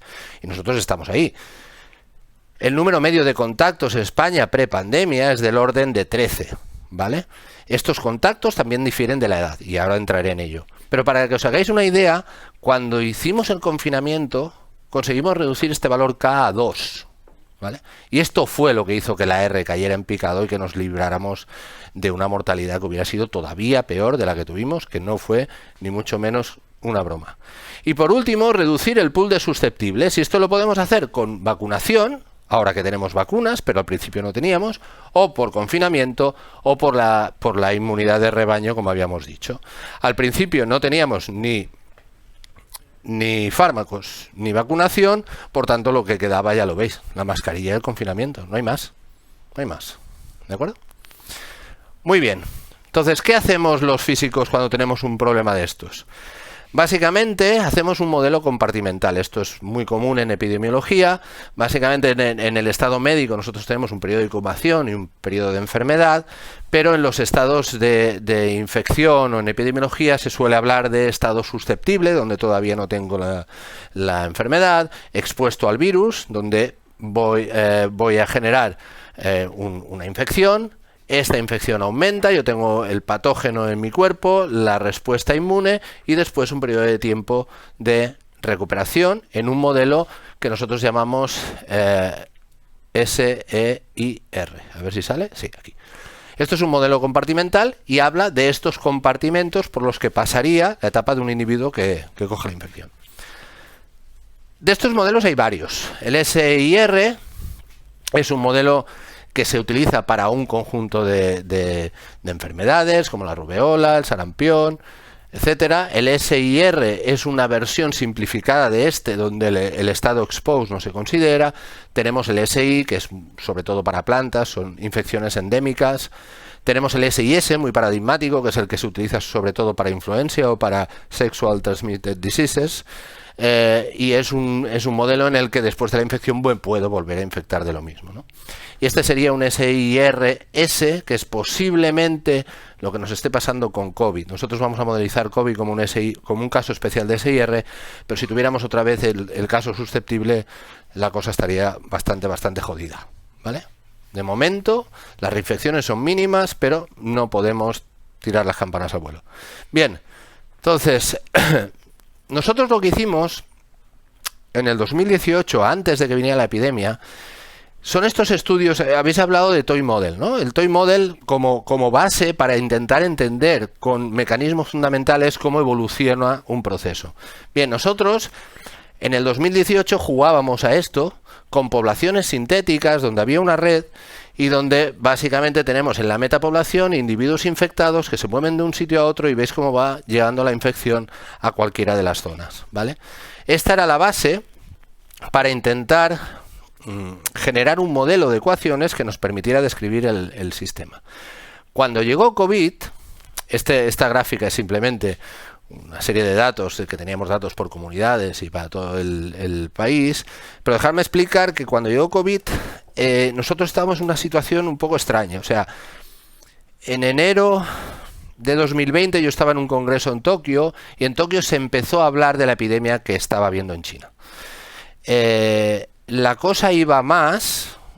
Yo acabé el congreso, volví a España y yo me acuerdo que lo primero que hice es comprar mascarillas en la farmacia. Y la farmacéutica me preguntaba, pero ¿cómo compras mascarilla? ¿Que te vas a China? Digo, no, si el problema no es China, el problema es que el virus va a venir aquí. Y bueno, me decía, pero ¿cómo puede ser? Esto era 28 de enero y yo había visto en este transcurso que la cosa se estaba poniendo muy fea. Bien, dicho esto, volvimos. Inmediatamente lo que quisimos hacer es recuperar el modelo de movilidad que habíamos desarrollado como Toy Model para una posible pandemia, etcétera, para el caso concreto de COVID. ¿De acuerdo? Entonces nos pusimos a trabajar en el modelo epidemiológico, que es es una especie de SIR complicado, ¿no? Donde lo que tuvimos es la idea importante, creo yo, de considerar en el proceso a los asintomáticos, ¿vale? ¿Por qué consideramos a los asintomáticos? Porque, como os decía, en el Diamond Princess lo que se vio es que aproximadamente el 40% de los viajeros del crucero, que eran 3.800 aproximadamente, sí, 3.500, entre 3.500 y 3.800, no recuerdo el número exacto, pero el 40% habían pasado la infección asintomática. Entonces, si eso era así, el gran problema es que podíamos dejarnos casi la mitad de los casos en gente que no ibas a detectar. ¿Por qué? Porque la única fuente de detección que nosotros teníamos era asintomática. Ibas al médico porque estaba jodido y entonces el médico te decía, oye, hay que hacer una prueba, esto. Pero si te estás dejando la mitad, evidentemente la explosividad del comportamiento exponencial que os he enseñado iba a provocar una catástrofe, ¿vale? Bien, entonces aquí tenemos susceptibles, expuestos, asintomáticos, infección. Esto es lo que se llamaría un cuadro epidemiológico de dinámica epidemiológica, pero hicimos esto. Y esto es, cuidado, que cuando el individuo está infectado no se recupera inmediatamente como un estado epidemiológico y ya está. Como tenemos ese crecimiento exponencial, el problema lo vamos a tener en los hospitales y en las UCIs. Vamos a meter en el compartimento la parte clínica porque lo que realmente va a sufrir la epidemia va a ser la concentración de casos que van a llegar aquí. Y como van a llegar aquí, los tiene que absorber el sistema sanitario, más vale que sepas cuánta gente te va a llegar a planta, cuánta gente te va a llegar a UCI en función de la epidemia que se está desarrollando detrás tuyo. ¿De acuerdo? Y ese era el modelo. Además, desde los primeros análisis de principios de febrero de 2020, se vio que evidentemente esta enfermedad no afectaba igual a las personas de edad avanzada que a los niños. Con lo cual estratificamos el modelo en niños, adultos y personas mayores, con las matrices de contacto pertinentes, porque el contacto entre niños y abuelos o entre adultos y niños, etcétera, son diferentes. Ese 13 de valor medio que os he dicho al principio, pues varía dependiendo del conjunto de edad. Y eso nos hacía tener un modelo epidémico estratificado mucho más preciso, digámoslo así. Bien, ¿cómo?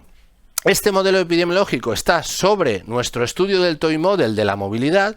Podíamos coger el modelo y experimentar escenarios donde cambiábamos los datos de movilidad. Nosotros obtuvimos datos de movilidad del INE con todas las conexiones que hay entre todos los municipios de Cataluña, y con esos datos podíamos decir, bueno, si se confina esta fracción de la población, ¿qué efecto espero que tengas en la epidemia? ¿No? Y este era el tipo de cálculo que nosotros hacíamos adelante y atrás para decir, hombre, si cierras aquí un poco, lo que pasará es que a nivel sanitario vas a frenar esta ola de esta manera, pero vas a tardar este tiempo, ¿sí?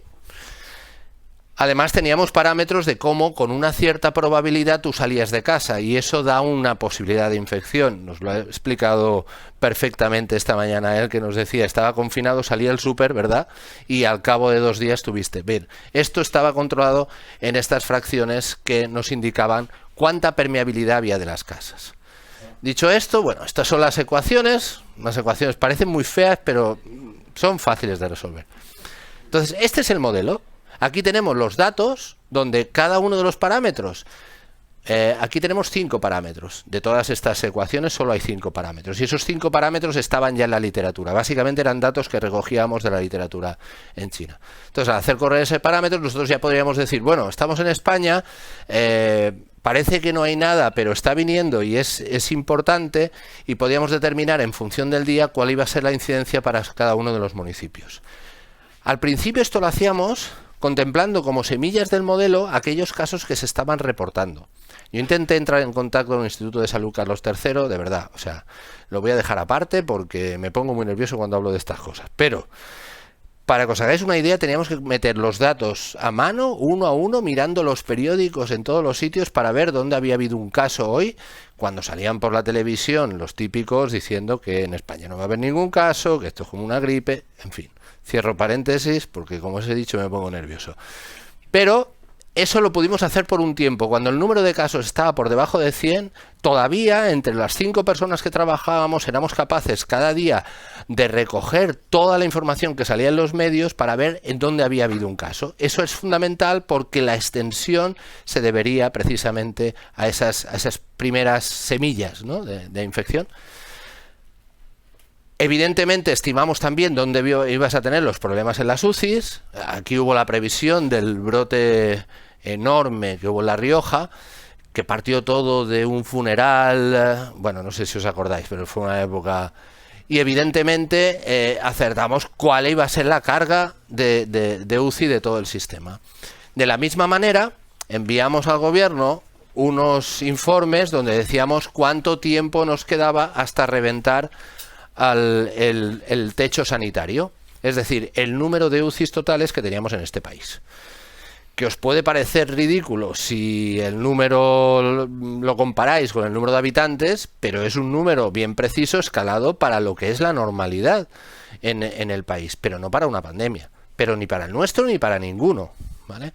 Entonces esto es lo que nos marcaba un poco los tiempos para cuándo había que meter las medidas del confinamiento antes de que fuera imposible controlar el sistema sanitario. Muy bien.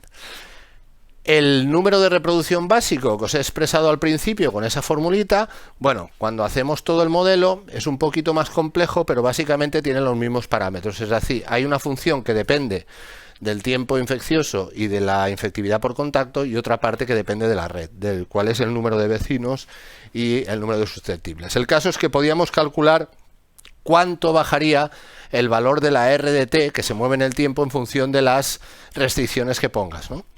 Y esto nos decía rápidamente cuándo podíamos bajar por debajo de 1 el sistema, y ahora toda la película es controlar esto cerca de 1, como sabéis, ¿vale?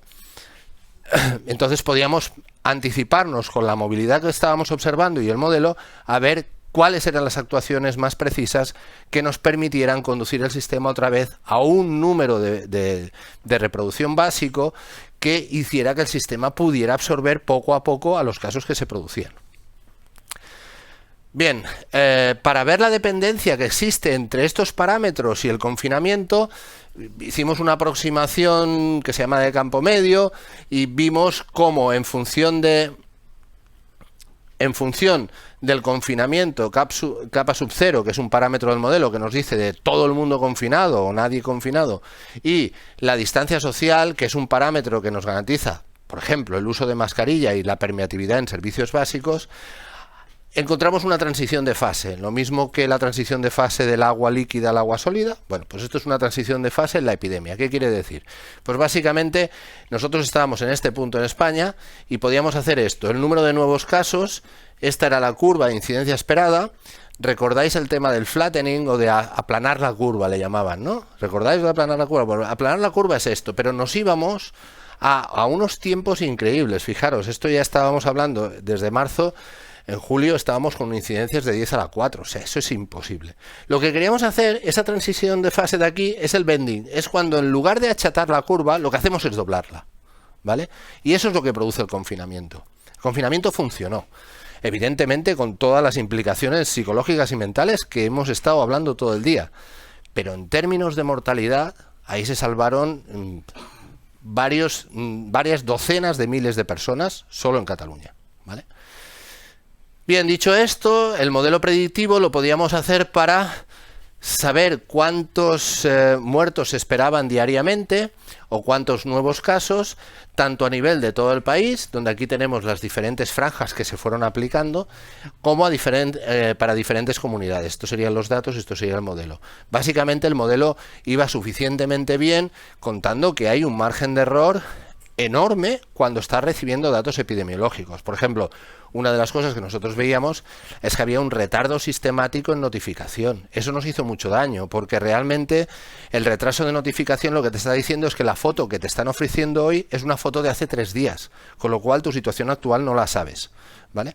Eso en un pico de la ola puede representar miles y miles de personas en un estado grave y crítico. Esos errores de notificación se han ido puliendo durante el tiempo, pero aún así siempre hay un delay de comunicación, ¿no? de datos, y ese es un problema que la pandemia nos ha hecho aflorar y que de una manera u otra ahora se ha puesto fil a la agulla, ¿no? Que decimos aquí, es decir, la gente se ha puesto a intentar ver cómo hacer que ese sistema informático sea ágil, porque esto que nos ha pasado evidentemente podría haber sido muy menor si hubiéramos tenido el sistema, digamos, en su punto álgido. Bien, entonces, para acabar, simplemente este modelo nos permitía monitorizar la evolución de la epidemia, sobre todo en las partes de aceleración, cuando empiezan estas olas es muy preciso. Nos daba información precisa sobre la difusión geográfica, es decir, saber a qué municipios iba a ir, hacia dónde no, etcétera. Y nos permite, sobre todo, lo que hacen estos modelos, que es proyectar escenarios. Que es, tú me preguntas a mí, ¿qué pasaría si? Bueno, pues ¿qué pasaría si hacemos ese escenario? Y yo te digo lo que puede pasar. Las limitaciones. Bueno, dentro de los patch, dentro del municipio, nosotros no tenemos la red. O sea, por encima del municipio sí, porque son conexiones entre los diferentes municipios. Pero por debajo del municipio necesitaremos la red social. ¿Quién es amigo de quién? ¿Quién contacta con quién? Y eso es lo que hacen las apps de rastreo, pero que, como sabéis, aquí las apps de rastreo no han tenido éxito porque la gente piensa que me están controlando, etcétera. Bueno, en fin, sí, es así o no, porque en Singapur todos esos datos son súper precisos y han conseguido saber exactamente por dónde iba la infección a nivel social. No distinguimos individuos, es decir, no hay clases de individuos diferentes, estamos metiendo ahora factores socioeconómicos en el sistema, también las vacunas y los fármacos, todo eso ya está incluido en el modelo anterior. Y no teníamos la movilidad internacional, que ha sido siempre el problema de origen, ¿recordáis? Es decir, si la conexión internacional vía aérea se hubiera delimitado en el momento que vimos que ese brote era muy importante, con un R muy alto, posiblemente hubiéramos evitado la pandemia. No hubiéramos evitado una epidemia allí donde surgió, pero sí la pandemia que hemos tenido a nivel mundial. Bien, finalmente os presento a la gente del grupo. Estos son los 6 magníficos. Y estas son las referencias asociadas a esos modelos que os decía, donde hay modelos TOI y después llegamos al modelo de COVID, que está publicado en Physical Review X, por si los queréis consultar o cualquier otra cosa. Gracias. Bueno, pues vamos un poco tarde, si habéis mirado el reloj, aunque como ha sido muy interesante todo, espero que no hayáis mirado mucho el reloj. Hay tiempo para alguna pregunta, me confirman. No sé si tenemos alguna desde el exterior. Sí, hay una. Pues no sé si queréis abrir vosotros el fuego o pasamos 2 preguntas. Venga, ¿quién da más? ¿Alguna pregunta aquí? No, yo tengo algunas, pero pasamos primero si Empezamos quieres. con el chat. Sí. La primera va dirigida al doctor Arenas. Dice, Capaón, ¿hacia dónde vamos ahora? Dada la situación actual, ¿cuál es su previsión?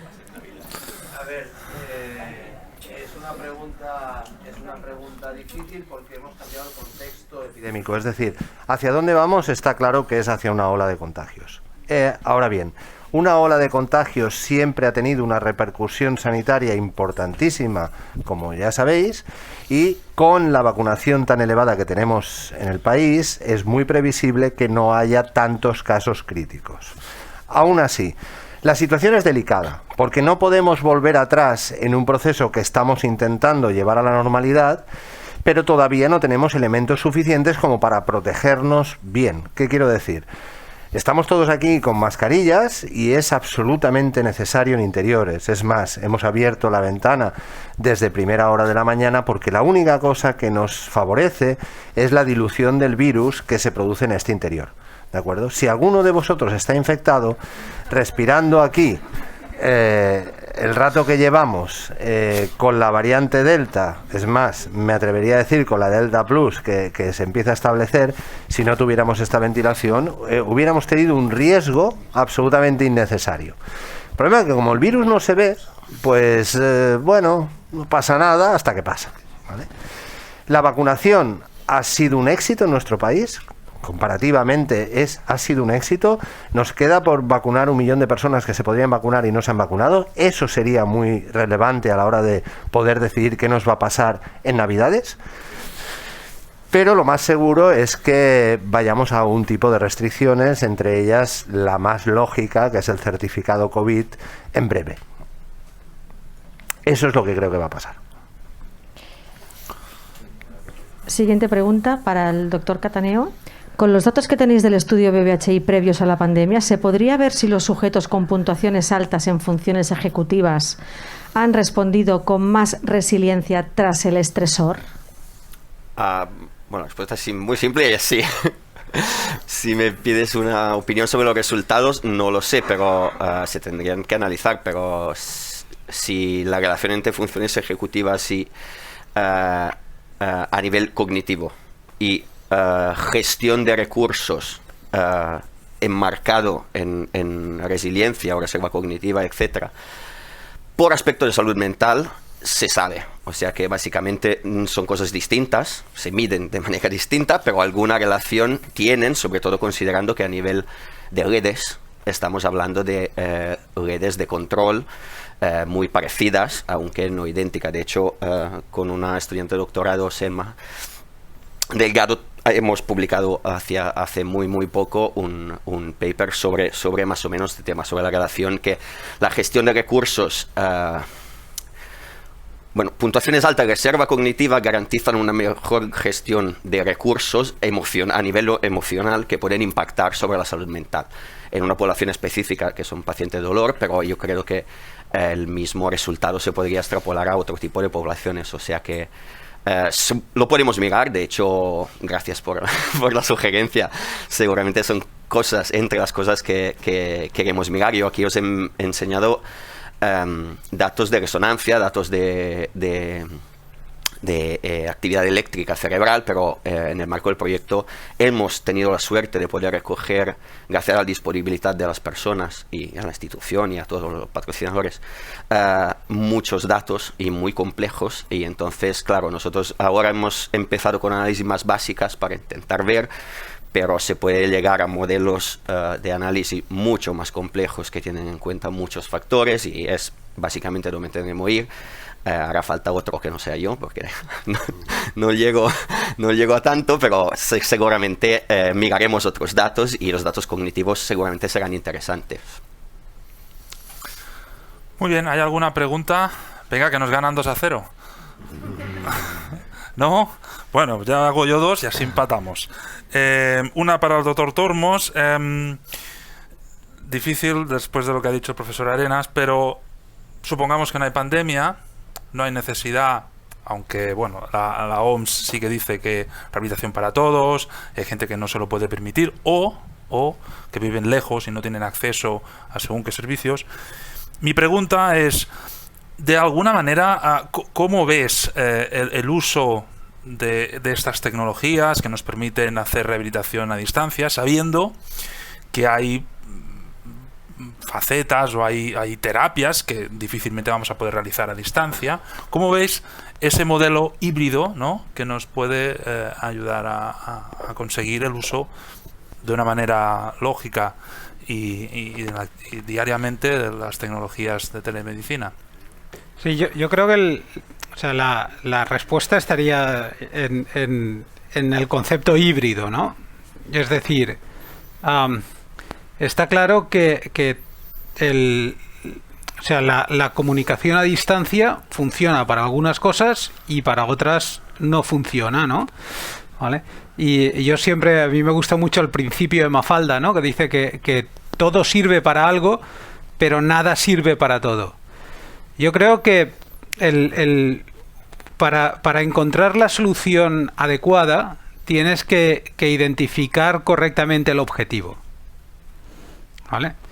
Es decir, y entonces el objetivo tiene que ser, ¿es esta persona qué intensidad de tratamiento necesita? Con lo cual el compromiso tiene que ser darle esa intensidad de tratamiento a la persona y al conjunto de personas.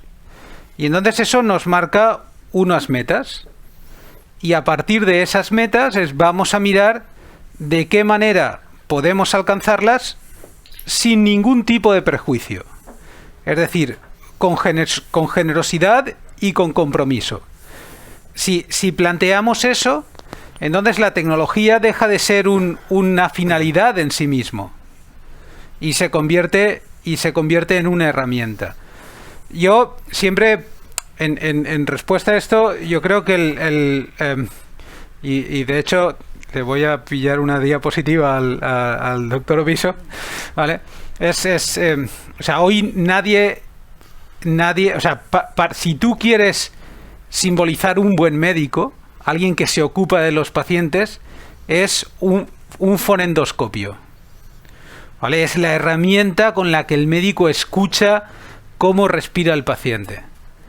Al inventor de ese instrumento, que ahora es el icono o uno de los iconos de la medicina, lo demonizaban, porque antes se escuchaba al paciente poniendo la oreja en la espalda o en el pecho. Y este señor cogió un tubito con distinto diámetro, y con eso era una trompetilla, y con eso escuchaba mejor los ruidos. Esto no fue un aspecto de comodidad, es decir, gracias a eso se pudo describir mejor los ruidos pulmonares y establecer la semiología de las neumonías, ¿vale? Es decir, instrumentar los procedimientos casi siempre te va a dar más datos y te va a dar más conocimiento. Y el otro ejemplo, y acabo, pero es muy útil, ¿no? Es decir, antes, hace unos años, los hematólogos dedicaban muchísimo tiempo a contar las células sanguíneas por campo en el microscopio. Hoy en día esto lo hace una máquina que se llama el citómetro de flujo y por tanto la hematología ha desaparecido del panorama médico. Si tú vas ahora a un hospital ya no encuentras hematólogos contando células en un microscopio. Están curando leucemias. ¿Vale? Entonces yo creo que tenemos que darnos cuenta de la oportunidad de instrumentar los procedimientos, ¿vale?, en un campo donde la interacción humana es tan importante como la terapia con gente que tiene tanto sufrimiento, para saber mejor y para tener más tiempo para dedicarlo a esa interacción humana. Muchas gracias.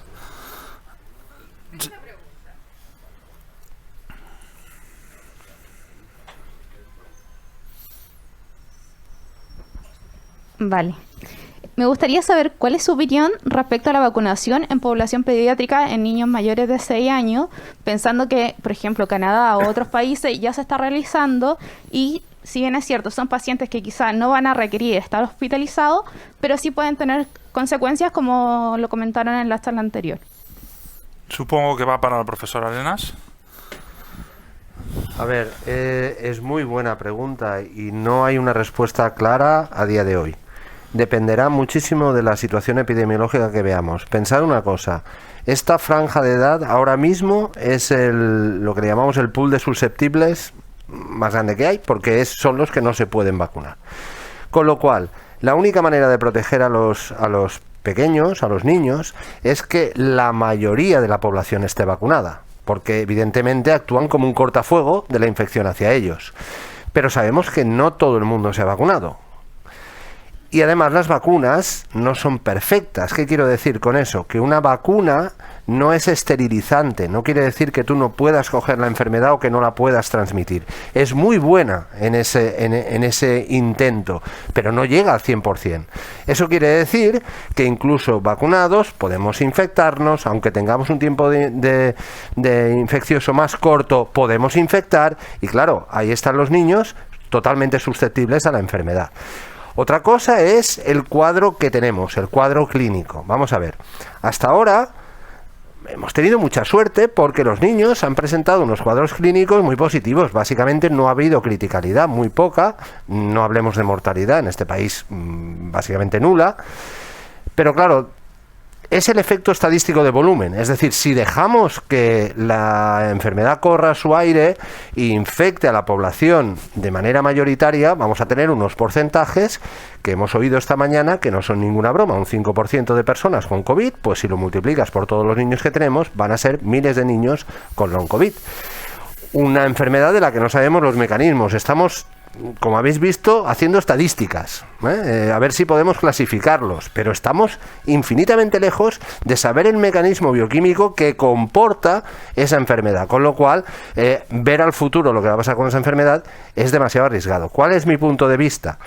Mi punto de vista es, dado que esta infección está progresando y vamos a tener una subida de infección, es muy probable que en el primer periodo de 2022 nos planteemos vacunar a los menores si se aprueba por la Agencia Europea del Medicamento, ¿vale? Ya se ha aprobado por la FDA, sabemos que la vacuna es segura, pero ir al tema niños ahora mismo quizás no es lo más urgente, ¿de acuerdo? Ahora bien, si evoluciona y no somos capaces de controlar esta actividad con el certificado COVID y el uso de mascarillas, quizás haya que plantearse muy seriamente pues el periodo de Navidad del siguiente, qué pasará con la vacunación de los niños, que de momento es segura, pero habría que decidirlo en función de ese impacto epidemiológico.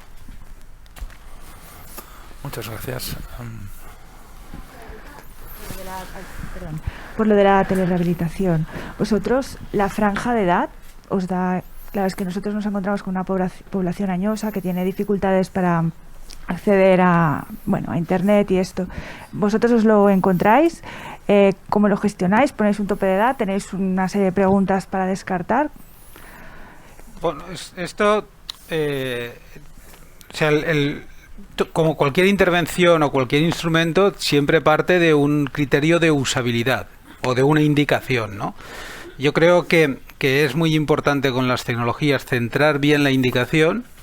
Desde luego, la experiencia que nosotros tenemos es que, o sea, cada vez tenemos menos prejuicio y intentamos tener una mentalidad más abierta de realmente intentar valorar la usabilidad del sistema y decir, esta persona lo puede utilizar, esta otra persona no se puede beneficiar de esto y va a necesitar otro tipo de intervención. Esto tiene dos filos, es decir, por una parte dices, no todo el mundo lo va a poder utilizar, pero es muy probable que hayan personas, independientemente de la franja de edad, que sí puedan beneficiarse. Es decir, yo el criterio no lo pondría en la franja de edad, lo pondría en la competencia cognitiva, en el nivel de afectación y en la aceptación que esas personas puedan tener o no de la tecnología. Muchas gracias. Me dicen que lo tenemos que dejar aquí, desgraciadamente. Muchas gracias a todos por asistir, a los ponentes de esta tarde, de la mañana, a los que habéis estado presencialmente, a los que habéis estado remotamente. Muchas gracias por asistir a nuestras jornadas y bueno, nos vemos en la próxima.